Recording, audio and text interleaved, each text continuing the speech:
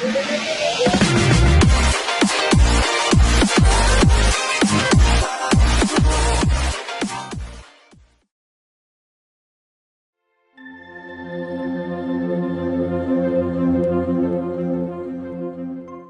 دیر بعد دونوں بازار میں موجود تھے۔ ایک ڈھابے سے انہوں نے کھانا کھایا اور وہیں ہوٹل میں سوامی مہاراج کا ایڈریس پوچھنا شروع کر دیا۔ ہم مہاراج کی شہرت سن کر امرتسر سے ان کی سیوا میں آئے ہیں۔ وہ اپنا تعارف اس طرح لوگوں سے کرواتے تھے۔ سوامی مہاراج نے جس مندر میں قیام کر رکھا تھا وہ فتح پور کا سب سے بڑا مندر تھا۔ دونوں سوامی مہاراج کی جے کے نعرے لگاتے اور رام نام کا جپ کرتے مندر کی طرف چل دیے، جہاں پہلے سے سوامی مہاراج کے بھکتوں کی بھیڑ لگی تھی۔ سوامی مہاراج کے بھکتوں میں زیادہ تر تعداد عورتوں کی تھی۔ ان میں بیشتر وہ نوجوان لڑکیاں تھیں جو ہماچل سے سوامی مہاراج کے ساتھ ہی آئی تھی۔ یہ ان کی خاص سیوا دار تھی۔ ان کا کام سوامی مہاراج کے روزمرہ کا معمول کا خیال رکھنا اور ان کے نئے بھکتوں کو مہاراج کے درشن کروانا تھا۔ دونوں نے بطور خاص یہ بات محسوس کی تھی کہ اس جتھے میں شامل ہونے والے ہر یاتری کا سوامی مہاراج کی ایک خوبصورت سیکرٹری اپنے پاس موجود رجسٹر میں اندراج کرتی تھی۔ وہیں ہر نئے آنے والے کو یہاں کے آداب محفل سے آگاہ کرتی تھی۔ عالمہ اور بشیر دونوں اس قطار میں کھڑے ہو گئے جو نئے آنے والوں کی قطار تھی۔ یہ قطار ایک چھوٹے سے کمرے کے سامنے لگی تھی جس کا دروازہ بند تھا۔ ایک بھگت اندر جاتا اور دوسرے دروازے سے باہر آتا تھا۔ شیر عالم آگے تھا اور بشیرہ اس کے پیچھے۔ شیر عالم کے آگے ایک موٹی عورت کھڑی تھی جو شاید اسی شہر سے یاتریوں کے جتھے میں شامل ہونے آئی تھی۔ اس کے جسم سے اٹھتی ایک گھٹیا سی خوشبو کی لپٹوں نے شیر عالم کا دماغ چکرا کر رکھ دیا تھا اور وہ دل ہی دل میں دعا مانگ رہا تھا کہ یہ مصیبت جلدی ٹل جائے۔ شیر عالم کی کوشش اس بلا سے دور رہنے کی تھی جس کا موٹی عورت نے کچھ اور مطلب لے لیا۔ وہ جب بھی گردن موڑ کر شیر عالم کی طرف دیکھتی اسے بادل نخواستہ مسکرانا پڑتا۔ موٹی عورت نے اس مسکراہٹ کو غنیمت جان کر بار بار گردن موڑ کر اس کی طرف دیکھنا شروع کر دیا۔ یہ نئی مصیبت آ گئی تھی۔ شیر عالم کے لیے سوائے اس کے اور کوئی چارہ نہیں رہ گیا تھا کہ وہ اپنی توجہ اس سے ہٹا کر بشیرے پر مبذول کر لے۔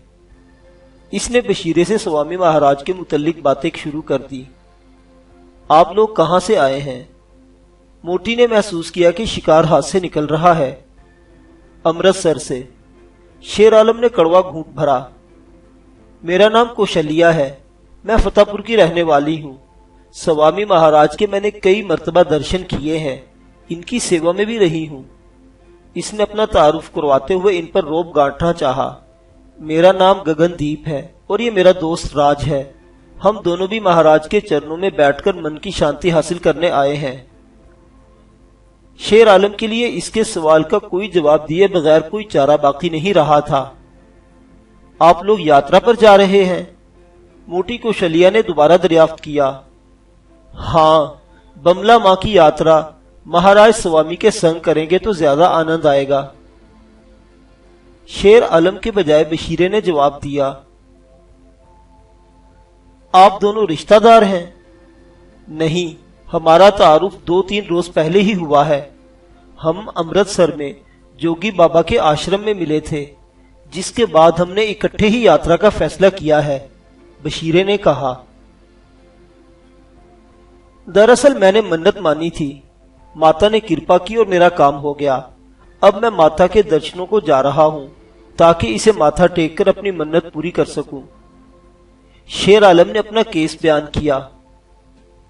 میری گھر والی مجھے دغا دے کر بھاگ گئی ہے، میرا من بہت خراب ہو رہا ہے، میں تو من کی شانتی ڈھونڈنے نکلا ہوں، بشیرے نے اپنا مسئلہ بیان کر دیا۔ دونوں کے لیے موٹی کوشلیہ کی اس بات میں دلچسپی پیدا ہو گئی تھی کہ وہ مہاراج کی پرانی بھگت ہے اور ان کی بھکتی میں بھی رہ چکی ہے۔ دونوں سمجھتے تھے کہ اس طرح کے سوامیوں اور مہاراجوں کی سیوا میں رہنے کا شرف بہت کم بھکتوں کو نصیب ہوتا ہے۔ اس عورت کو قابو کر کے وہ کچھ اچھا اور محفوظ وقت گزار سکتے تھے۔ شیر عالم نے 2 ہی 3 باتوں میں معلوم کر لیا کہ موٹی کوشلیہ کو بشیرے سے ہمدردی ہونے لگی ہے، کیونکہ اس بیچارے کی گھر والی کسی کے ساتھ اسے دغا دے کر بھاگ گئی تھی۔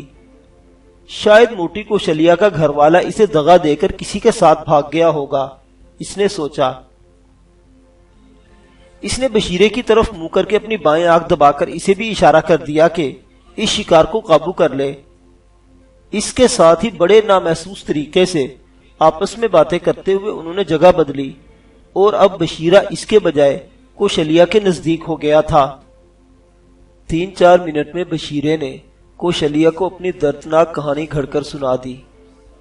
کوشلیہ اداکاری کر رہی تھی یا حقیقت میں ایسا ہی تھا، اس کا اندازہ تو شیر عالم کو نہ ہو سکا، لیکن اس نے کوشلیہ کے چہرے پر بدلتے رنگوں سے اس بات کا اندازہ ضرور لگا لیا تھا کہ تیر نشانے پر لگا ہے۔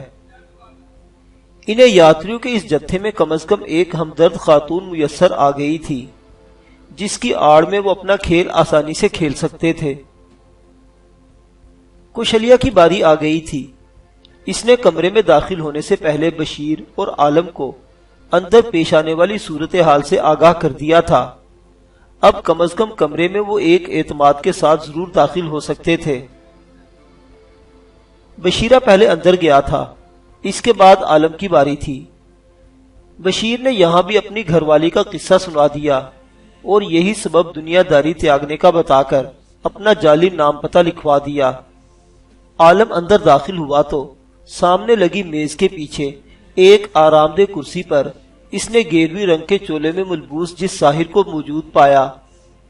اس کی شکل پر نظر پڑتے ہی اسے اپنا دل بے قابو ہوتا محسوس ہوا۔ بھارت کے مختلف حصوں میں گھومتے اسے 5 سال ہونے کو آئے تھے۔ اس نے اپنے شوق کی خاطر اس زمین کا چپا چپا دیکھا تھا۔ پنجاب سے چین کی سرحد تک جاسوسی مار کے سر کیے تھے، راس کماری سے کنیا کماری تک کی خاک چھانی تھی۔ بھارت کے ہر بڑے شہر کے بازار حسن سے گزارا تھا، لیکن حسن کا جو مجسمہ اس کی آنکھوں میں جم گیا تھا، ایسا نظارہ اس نے اس سے پہلے کبھی نہیں کیا تھا۔ سانولے رنگ کی گہری سیاہ آنکھوں والی یہ ناگن، جس کے لمبے بال اس کی کمر تک پھیلتے چلے گئے تھے، گیروی رنگ کے کپڑے پہنے اور گلے میں بڑی سی مالا ڈالے اپنے جسم سے بے نیاز بیٹھی تھی۔ اس نے جب ایک لمحے کے لیے رجسٹر سے آنکھیں اٹھا کر عالم کی طرف دیکھا تو عالم کو اپنے خون کا خمیر بدلتا محسوس ہوا۔ ایک سنسنی تھی جس نے اس کے جسم کے روئیں روئیں کو بیدار کر دیا۔ اسے اپنا آپ سنبھالنا مشکل دکھائی دے رہا تھا۔ اس پری جمال کے دائیں بائیں 2 اور مہاراج سوامی کی چیلیاں بیٹھی تھیں، جو کسی بھی طرح حسن و جمال میں اس سے کم نہیں تھی، لیکن عالم کو یوں دکھائی دے رہا تھا جیسے وہ راستہ بھول کر حسن کے ایک ایسے جزیرے میں آ گیا ہے جہاں خوبصورت عورتوں کی حکومت ہے، اور اس جزیرے کی ملکہ اپنی 2 خادماؤں کے ساتھ اس سے ہم کلام تھی۔ آپ کا شبھ نام؟ حسن کے دیوی کے ہونٹوں نے جنبش کی۔ گگن دیپ ورما۔ عالم نے عالم ہوش میں واپس لوٹتے ہوئے کہا۔ برہمن ہو؟ دوسرا سوال ہوا۔ جنم تو برہمن ہوں، لیکن برہمنوں والے گن نہیں رکھتا۔ وہ سنبھل چکا تھا۔ مہاراج کے چرنوں میں آنے کے بعد گنی بن جاؤ گے۔ تم صحیح ٹھکانے پر آ گئے ہو۔ سوامی جی کی چرنوں کی دھول اپنے ماتھے پر لگا لو، سارے روگ دھل جائیں گے۔ من اس طرح دھلے گا کہ کرود اور لوب کی ساری دھول تمہارے بدن سے جھڑ جائے گی۔ تازہ جنم لینے والے بچے کی طرح تمہاری آتما پوتر ہو جائے گی، اس سندری نے کہا۔ عالم اس کی باتوں کو اس طرح دل لگا کر سننے کی اداکاری کر رہا تھا جیسے اس پر سحر طاری ہو گیا ہو۔ کیا ایڈریس ہے؟ ساتھ بیٹھی دوسری کنیا نے پوچھا۔ مہاراج سوامی کا بھگت ہوں، سارا جیون ان کے چرنوں میں بتانے آیا ہوں، یہی میرا صحیح ایڈریس ہے۔ آج سے پہلے کے تمام ایڈریس میں نے بھلا دیے۔ یوں جانیے کہ میرا نیا جنم ہوا ہے، میں اپنے جیون کا آغاز آج کرنے جا رہا ہوں، آج جنما ہوں میں، بس آپ میرا یہی پتہ ٹھکانا ہے۔ عالم نے مدہوشی کی اداکاری کی۔ ہرے رام یہ کہتے ہوئے تینوں کنیاؤں نے قریباً جھومنا شروع کر دیا۔ تمہاری مکتی ضرور ہوگی بھگت، ہمارے سوامی جی ہمارے بھگوان ہیں، ان کے چرنوں کی دھول میں تمہیں جیون کا آنند پراپت ہوگا، جیون کا صحیح ارتھ جان جاؤ گے، پرباش ہو جاؤ گے۔ ساحرہ نے کہا، جس کی آنکھوں میں عالم کو اپنا آپ ڈوبتا ہوا محسوس ہو رہا تھا۔ اوشے ہری اوم۔ عالم نے آوازوں کے تعاقب میں دائیں ہاتھ کھلنے والے دروازے کی طرف نظریں گھمائیں تو ایک لمبے تڑنگے اور قدرے فربا شخص کو اندر داخل ہوتے ہوئے دیکھا۔ اس کے دونوں ہاتھ قیمتی جواہرات اور نگینوں سے لبریز تھے۔ پہلی نظر میں شیر عالم ان انگوٹھیوں کو نہیں گن پایا۔ گیروی رنگ کا لمبا چولا اور سر پر اسی رنگ کی پگڑی باندھے، گلے میں لمبی مالا لٹکائے، اس نے ہاتھ میں ایک چھوٹی سی مالا پکڑ رکھی تھی جس کے منکے چمک رہے تھے۔ بھگوان آ گئے، سوامی جی مہاراج آ گئے، کہتی ہوئی تینوں کنیائیں اس کے قدموں میں لوٹنے لگی۔ بھگوان سوامی جی مہاراج کا نعرہ بلند کر کے عالم بھی ان کی تقلید میں سوامی مہاراج کے قدموں سے لپٹ گیا۔ ہری اوم کا جپ کرتا سوامی مہاراج اپنا ایک ہاتھ دعائیہ انداز میں ان کے سروں پر لہراتا ہوا دوسرے دروازے سے باہر نکل گیا۔ یہ شخص سوائے سوامی کے اور سب کچھ ہو سکتا ہے، اس کی شکل پر نظر پڑتے ہی شیر عالم کے دل نے کہا۔ سوامی مہاراج کی آنکھوں میں اس وقت بھی شہوت اور شراب کا نشہ چمک رہا تھا، جسے اس کے بھولے بھگت اس کی شکتی کا چمتکار سمجھ رہے تھے۔ جس کنیا نے اس کا نام رجسٹر میں لکھا تھا، اسے گیتا نجلی کہہ کر اس کے ساتھیوں نے مخاطب کیا تھا۔ واقعی وہ گیتا نجلی تھی، نغمہ و شعر کی کتاب، جس کے ایک ایک لفظ سے سر کے ساگر بہتے تھے، جن میں کسی بھی بھگوان کے بھگت کا من بہتا چلا جاتا۔ عالم کے جواب اور سوامی مہاراج کی اچانک آمد نے اس کی خانہ پوری مکمل کروا دی تھی۔ خدا جانے اس نے ایڈریس والے خانے میں کیا لکھا ہوگا۔ بہرحال یہ ضرور تھا کہ دوبارہ اس نے عالم سے کوئی سوال نہیں کیا تھا۔ یاتریوں کے لیے اس کمرے سے باہر نکلنے والے دروازے کے باہر مندر کے صحن میں عورتیں اور مرد مختلف ٹولیوں میں بٹے شاید روانگی کی تیاریاں کر رہے تھے۔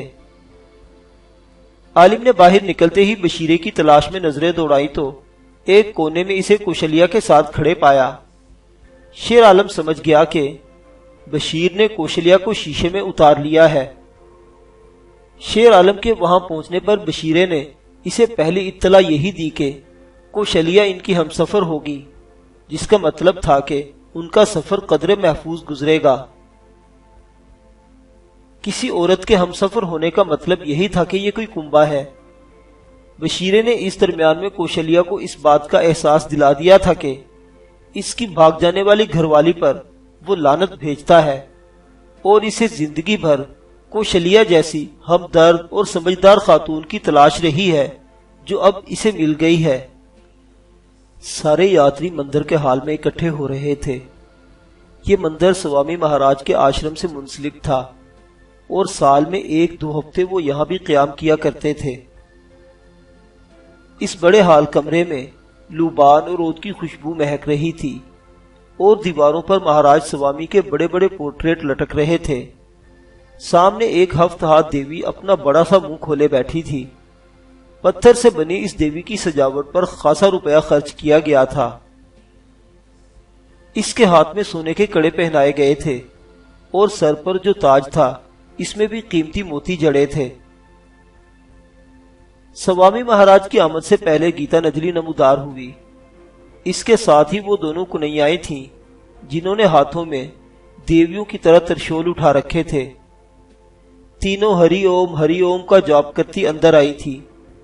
گیتا نجلی نے سارے مجمع کو شانت ہو جانے کی اپیل کی اور سوامی مہاراج کی آمد سے مطلع کیا۔ اگلے ہی لمحے لمبا تڑنگا سوامی مہاراج ان کے سامنے تھا۔ جیسے ہی وہ ایک دروازے سے نمودار ہوا، سوامی مہاراج کی جے کے زوردار نعرے بلند ہونے لگے۔ یہاں موجود تمام یاتری اس کے سامنے بالکل اس طرح سجدہ ریز ہو رہے تھے جیسے وہ ان کا بھگوان ہو۔ بشیر اور شیر عالم کو بھی بادل نخواستہ اپنی گردن جھکانا پڑی۔ احتیاط کو ملحوظ خاطر رکھتے ہوئے وہ ایک دوسرے سے فاصلے پر اس طرح بیٹھے تھے کہ دونوں ایک دوسرے کی نظروں کے سامنے رہیں۔ ابھی تک انہوں نے کسی یاتری کو اپنے اکٹھے ہونے کا تاثر نہیں دیا تھا اور بالکل اسی انداز میں باتیں کر رہے تھے جیسے ایک ہی راہ کے دو مسافر آپس میں کیا کرتے ہیں۔ جیسے ہی عالم نے اپنی گردن سیدھی کی اور اس کی آنکھیں بشیرے کی آنکھوں سے ٹکرائی تو بشیرے نے اسے اشارے سے ہال کے ایک دروازے کی طرف متوجہ کیا۔ عالم نے نظریں گھمائی تو خوف کی ایک سرد لہر اس کے رگوں پے میں اتر گئی۔ اندر آنے والے 5-6 یاتریوں نے گو کے سویلین کپڑے پہن رکھے تھے، لیکن دونوں کی جہاں دیدہ نظروں نے ان کی شناخت کر لی تھی۔ یہ بھارتی انٹیلیجنس کے اہلکار تھے۔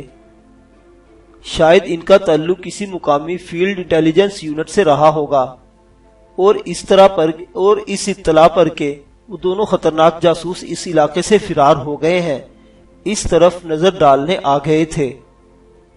ان کی آمد کے ساتھ ہی دونوں کی یہ غلط فہمی تو کم از کم دور ہو گئی تھی کہ انٹیلیجنس کا دھیان اس طرف نہیں جائے گا۔ انہوں نے اندازہ کر لیا تھا کہ بھارتی انٹیلیجنس بڑی کایا ہے اور وہ لوگ فرار کے ہر پہلو پر نظر رکھتے تھے۔ جس علاقے سے وہ پولیس کو چکر دے کر بھاگے تھے وہ یہاں سے 30-40 میل دور تھا اور یوں بھی سرحدی علاقہ نہیں تھا۔